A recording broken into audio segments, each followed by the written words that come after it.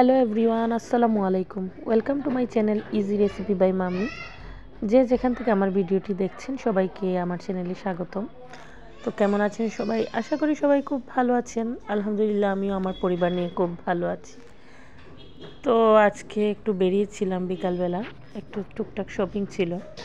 তো যেহেতু শুক্রবার দিন, শুক্রবারে আমার দোকানপাট তেমন একটা খোলা থাকে না।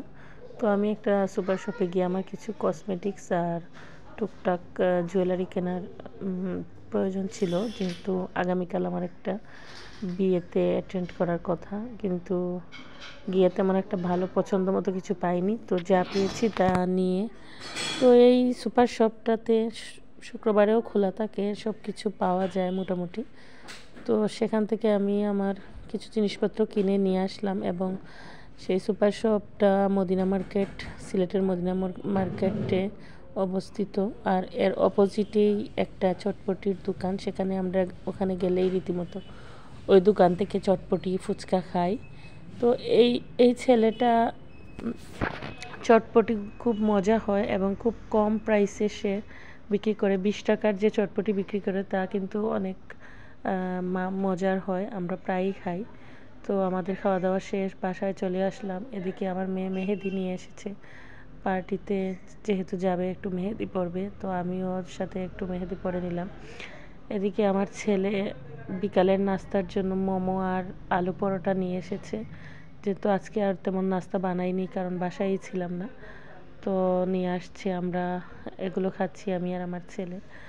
আর তো খাওয়া দাওয়া শেষে কিছু রান্না বান্না আছে এবং আগামী দিন যেহেতু বিয়েতে যাব, তাই রাতের জন্য কিছু রান্না বান্না করছি। রান্না বান্না করতে হবে, এগুলো কাটতে দিয়েছি। আর এদিকে আমরা নাস্তাটা খেয়ে নিচ্ছি। তো এদিকে আমার মেহেদি পড়া শেষ, আমি শুধু এক হাতে মেহেদি পরেছি আর সময় নেই, আমার রান্না করতে হবে, তাই শুধু এক হাতেই দিয়েছি। এদিকে আমি আজকে রান্না করব আলু দিয়ে গুলশা মাছ, যেটা আমাদের সিলেটে কিন্তু এটাকে ট্যাংরা বলি আমরা। তো এই মাছ দিয়ে আজকে আলু টমেটো দিয়ে এই তরকারিটা রান্না করব। এখন আমি এই মাছগুলো কিন্তু একটু ভেজে নেব, যেহেতু ফ্রিজের মাছ।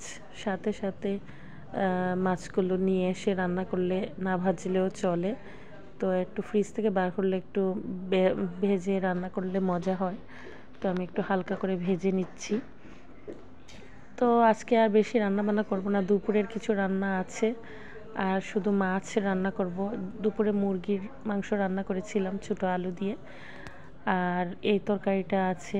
যেহেতু আমার হাজব্যান্ড মুরগির মাংস তেমন একটা পছন্দ করে না, তাই ওর জন্য মাছ রান্না করছি। তো আলু টমেটো দিয়ে এভাবে এই মাছের তরকারিটা কে কে পছন্দ করেন আমাকে কমেন্ট করে জানাবেন। এই তো আমার রান্না মোটামুটি হয়ে গিয়েছে। আমি আজকে আমার বাসায় কাঁচামরিচ নেই, তাই কাঁচামরিচ আনতে মনেও নেই। আমি এটাকে নামানোর আগে ধনেপাতা দিয়ে দিব। তো কাঁচামরিচ না দিলে আবার সব তরকারিতে ভালো লাগে না, আমি সবসময় কাঁচামরিচ ইউজ করি। তো আজকে যেহেতু নেই তাই আর দিলাম না। এদিকে আমি আরও বিভিন্ন প্রকারের মাছ এক পোটলা ছিল, সেগুলো বের করে নিয়েছি। এখানে বাইং মাছ, আইর মাছ, আরও দু একটা মাছ আছে, এগুলো একসাথে ভুনা করে নেব। যেহেতু কাঁটাওয়ালা মাছ আমরা খেতে পারি না, তাই কাঁটাওয়ালা কাঁটা ছাড়া কয়েক প্রকারের মাছ এখানে আছে, তো সবগুলো একসাথে ভুনা করে নেব। আর আমার ট্যাংরা মাছের তরকারিটা হয়ে গেছে। ট্যাংরা মাছ, সরি গুলশা মাছ, তো আমরা ট্যাংরাই বলি এটাকে। তো দেখেন কেমন সুন্দর হয়েছে রান্নাটা, আর খেতেও কিন্তু এই তরকারিটা খুব ভালো লাগে। যেহেতু শীতের দিনে গরম ভাতের সাথে, শীতের দিনের যে কোনো তরকারিটাই ভালো লাগে, যেহেতু শীতের দিনে সব সবজিগুলো ফ্রেশ পাওয়া যায়। তো আমি বেশিরভাগ এদিকে আমি এই তরকারিটাও ভুনা করে নিচ্ছি। তো এটাতে বেশি ঝোল দেব না, একটু একটু ভুনা ভুনা থাকবে। তো এখানে আমি কাঁটাওয়ালা মাছও আছে, আবার কাঁটা ছাড়াও মাছ আছে। যারা কাঁটা বাছতে পারে না তারা কাঁটা ছাড়া মাছগুলো খাবে, তাই একসাথে দিয়ে দিয়েছি। তো এই তরকারিটাও আমার মোটামুটি হয়ে গিয়েছে।